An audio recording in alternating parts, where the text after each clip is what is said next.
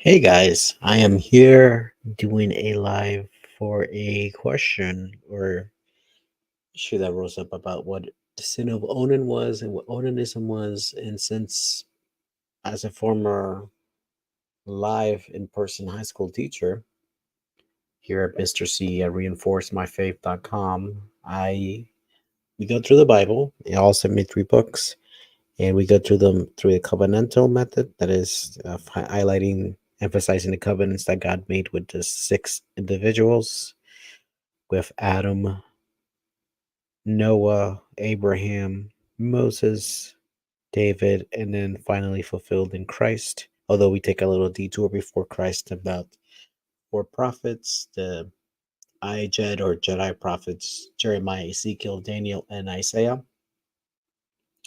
As such, we delve deep into that covenantal approach, really through, I think that's in the Catholic perspective, and the Nobles Order is really a Scott Hahn approach, but I think it still works and it's still very accurate and it still gives us a nice conservative view, even a traditional view of the Bible.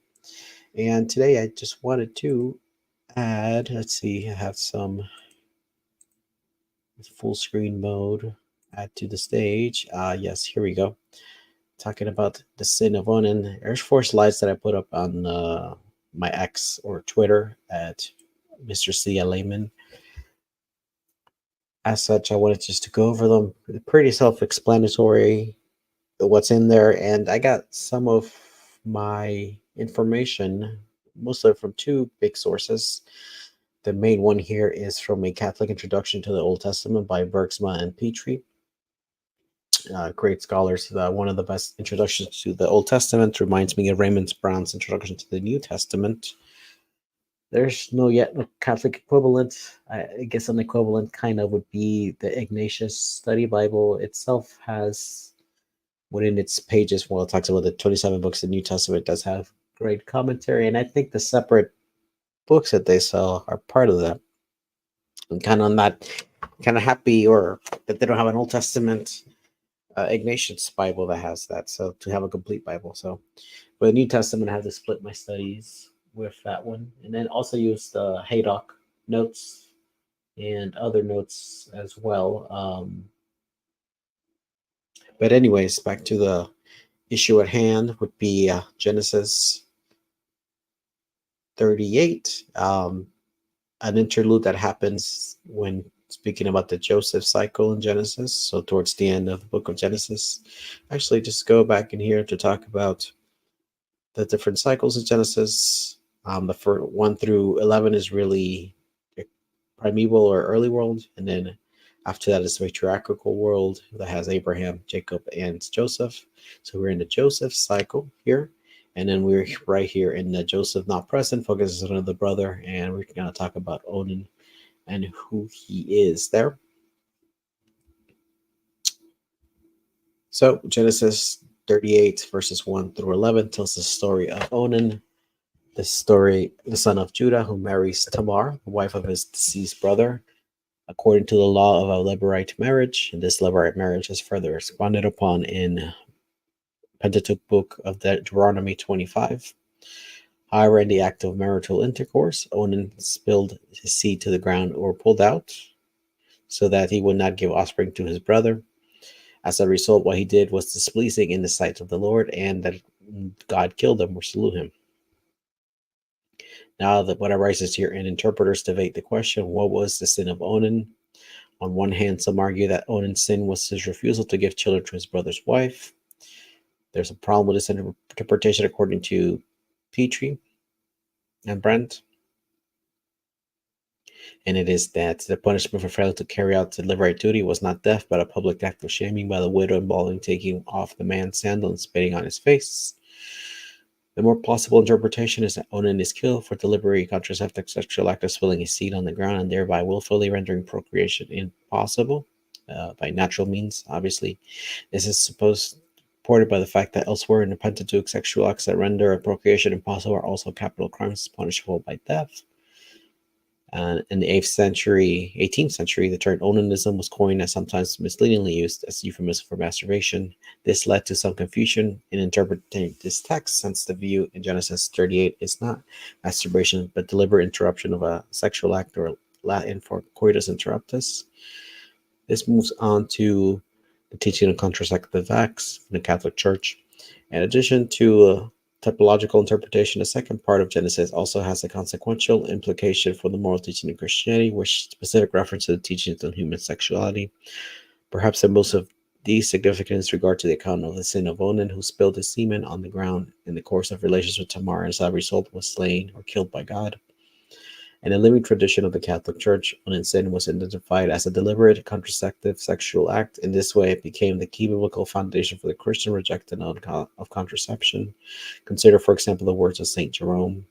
But I wonder why he, the heroic Jobinus, set Judah and Tamar before us as an example, unless perchance even harlots give him pleasure. Onan, who was slain because he grudged his brother's seed. Does he imagine that we approve of this sexual intercourse except for the procreation of children? In more recent times, the most significant expression of this tradition was given by early 20th century by Pope Pius XI in his encyclical letter on Christian marriage, Casti Connubii. As just an aside, Casti Connubii was given to us as we got married in a traditional rite, me and my wife. So, fun document, as the most pre-Vatican II documents are.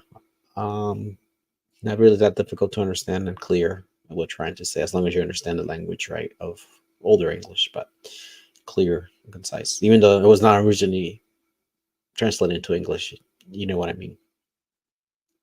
This papal encyclical, which was published immediately in the wake of 1930th Anglican Lambeth Conference, which altered the traditional Christian teaching that permitted use of methods of conception other than abstinence, which was the first time any Christian body, mainline Christian body, accepted this in public. So this Lambeth Conference really began to signal the end of this notion in the Christian churches, as it was a clear Christian teaching method of contraception, unnatural contraception being against God's will. But that's an aside issue. And they reiterate that Christian teaching about the gravely sinful method of contraception, it's a character of contraceptive sexual acts, by appealing directly to the story of Onan in Genesis 38. And it goes on to here to quote from Casti Connubii, and I'll read from here, and then the second slide will continue on the Pope Pius XI's words. No reason, however grave, may be put forward by which anything intrinsically against nature may become comfortable to nature and morally good, since therefore conjugal act is destined primarily by nature for the begetting of children, for those who, in exercising it, deliberately frustrate its natural power and purpose, sin against nature, and commit a deed which is sinful and intrinsically vicious. Small wonder, therefore, if Holy Writ bears witness to that the Divine Majesty regards with greatest detestation this horrible crime, and at times punish it with death. St. Augustine notes, intercourse even with one's legitimate wife is unlawful and wicked, where the contraception of an offspring is prevented. The conception of the offspring is prevented. Onan, the son of Judah, did this, and God killed him for it. Since therefore openly departing from the uninterrupted Christian tradition, some recent have judged it possible solemnly to declare another doctrine regarding this question, the Catholic Church, to whom God entrusted the defense of the integrity and purity of moral standing erect in the midst of the moral ruin which surrounds her, in order that she may preserve the chastity of the nuptial union from being defiled by this foul stain, raises her voice in token of her divine ambassadorship through our mouth proclaim anew any use whatsoever of matrimony exercised in which a way that the act is deliberately frustrated, its natural power to generate life is an offense against the law of God and of nature, and those who indulge in it, such are branded with the guilt of a grave sin. And then this is commentary back to the authors.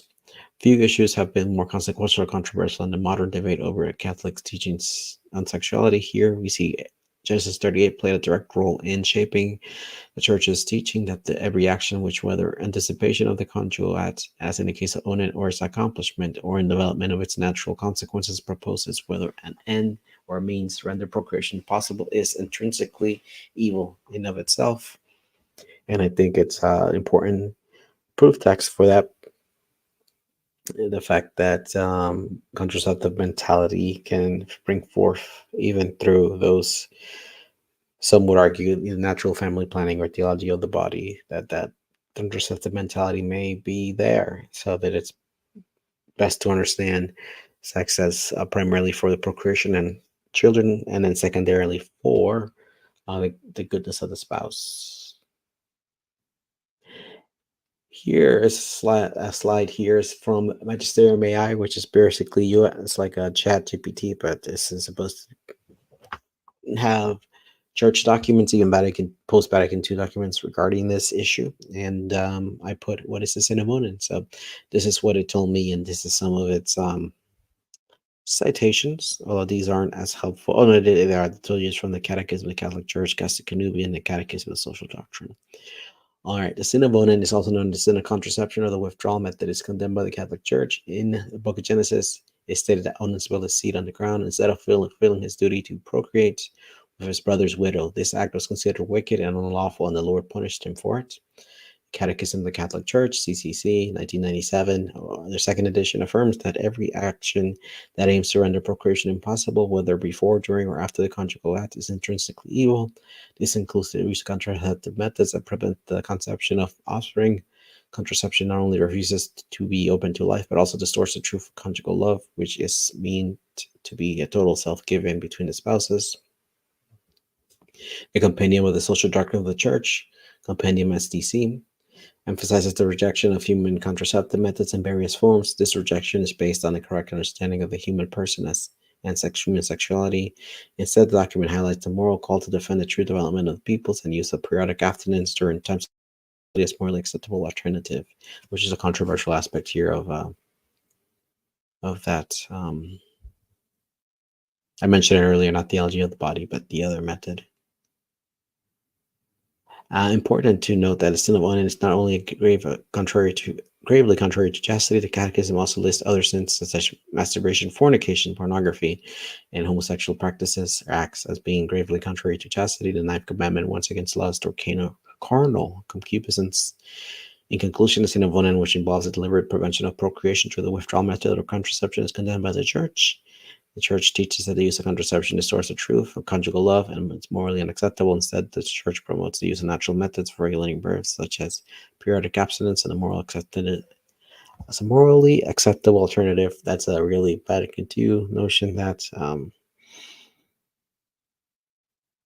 of country on sex during non on times of non-fertility. And kind of rudely, it just states that as long as you finish or ejaculate inside the woman, everything else is fine. So that's really controversial, as opposed to being part of a act of love that creates another human being. Anyways, this has been my little tiff on the Book of Onan, which I tweeted out, but I wanted to further talk about what the Sin of Onan is, due to the church, to tradition, and also a little bit of post Vatican II in there. I think it's good sources. And take care, guys. This has been Mr. C or Mr. Cologne for Reinforce My Faith. And look out for the Sacred Scriptures course coming this January, and also a course coming on the early church and the early church fathers. Also a course on baptizing positive thinking, using all those methods that are helpful, breathing, other types of exercises, or just positive thinking, but practically and purposely invoking Christ as to not confuse the situation, not just after the fact, but pray before and after, and also purposely and directly only invoke Christ and nothing else. And also mysteries of the Bible, talk about antediluvian world and the Nephilim and things of that nature that people find interesting, and it is interesting in a sense. And those are the three courses that I can think of that are upcoming, and hopefully I can meet you there and we have a little community here and Reinforce My Faith, which is really could be for anyone, right? But it was really aimed for those Catholics who just completed their confirmation, whether they be teenagers who completed the confirmation or just new converts to the faith. While I have foots in both a traditional and conservative Catholic church and Novus Ordo, conservative and then traditional, understanding not a set of accountants or seed, but I don't. I think they have a good deal to say about what's wrong with the human aspect of the church, and that's why, even though conservative has been a negative connotation, I use that for myself as I still use want to stick to tradition as best I can, but I was born or inundated in the Novus Ordo water, so that I think some ways will always be with me. And as a teacher and just as teaching during my bachelor and my master's, that has been with me. So kind of hard to check off. So I want to keep the good parts and be able to talk about the faith. I primarily focus on the scriptures, but also, spread out for a little bit and talk about the early church and the church fathers. And yeah, so Mr. C from reinforcemyfaith.com. Take care, God bless, and seek the true, the good, and the beautiful.